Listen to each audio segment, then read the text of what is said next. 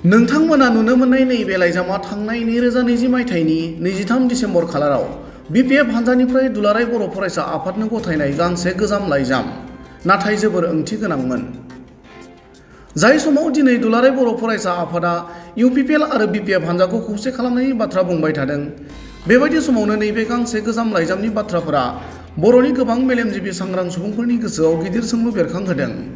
थारैनो दुलाराय बर' फरायसा आफादा इउपिपिएल आरो बिपिएफ हानजाखौ खौसे जाजानो बेसेबां लुबैमारो?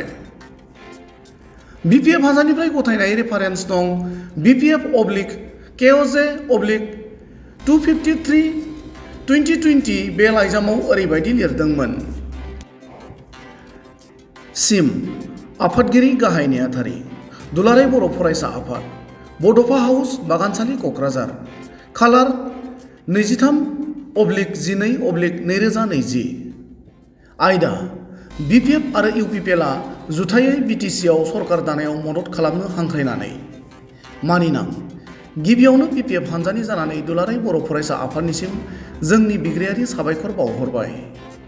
नोंथांमोना बे खोथाखौ बयबो मोजाङै मिन्थिखागौ दि थांनाय 7 आरो 8 दिसेम्बर 2020आव जालांनाय 4थि बिटिसि बिसायख'थियाव बाहागो लानानै बिजेपिआ 9, इउपिपिएलआ 12, जिएसपिआ 1, कंग्रेसआ 1 आरो बिपिएफआ 17 मासियाव देरहासार जायो।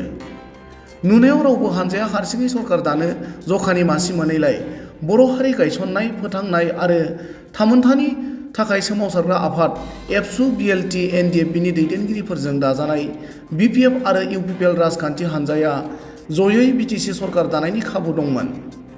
नाथाय बर'फोरनि रासिन जौगानाय आरो खौसेथिखौ माब्लाबाबो लुबैयै हादरारि राजखान्थि हानजा बिजेपिआ खैसार खालामनानै इउपिपिएल आरो बर' हारिनि हेंथायै जुजिग्रा राजखान्थि हानजा जिएसपिनि सासे बिजाथिखौ लांखारनानै इनायै सरकार दानाया बिटिसि खुंथायखौ अरायनि थाखाय बर'फोरनि आखाइनिफ्राय लांनो नाजानाय होनना जों सानो।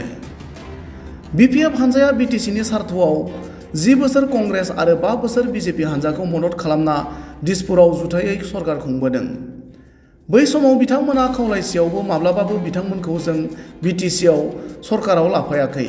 बेनि जाहोना जाबाय हादरारि राजखान्थि हानजाया बिटिसिआव हाबनाय माने जों बादि उन्दै उन्दै हादरसा राजखान्थि हानजाखौ अरायनि थाखाय मन'ग्लाबनाय भारत संबिजिरनि 6थि फारिलाइनि सिङाव दाजानाय बिटिसिआव ट्राइबेलफोरनि हा-हु, राव, थुनलाइ, हारिमु बायदि रैखाथिनि खोथा रोखायै मख'नाय दं।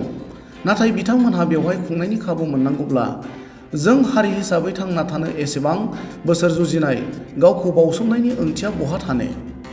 जों सोमावसारनायजों मोननाय गावनि बिथानि खुंथाय गोहोखौ मालाय गोहोगोरानि आखायाव बोरै गथायनो हायो?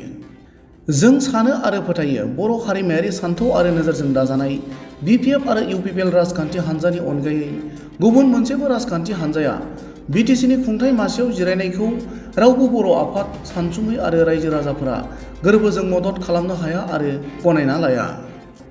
नाथाय हादरारि राजखान्थि हानजा बिजेपिआ बर'नि थामोनथा आरो इयुनखौ फोजोबस्रांनो जा खायदायै बिटिसिआव हाखु-दाखु सरकार दाबाय, बेयो थारै बर' हारिखौ फोजोबस्रांनो खैसार साननायनि अनगायै जेबो नङा। बे खैसारनिफ्राय बारग'नो दिनै जों राजखान्थिनि मुङाव राजखान्थि खालामना गावजों गाव एना-एनि जालायनायखौ नागारना हारिनि सार्थआव खौसेयै गाबथालायनांगौ।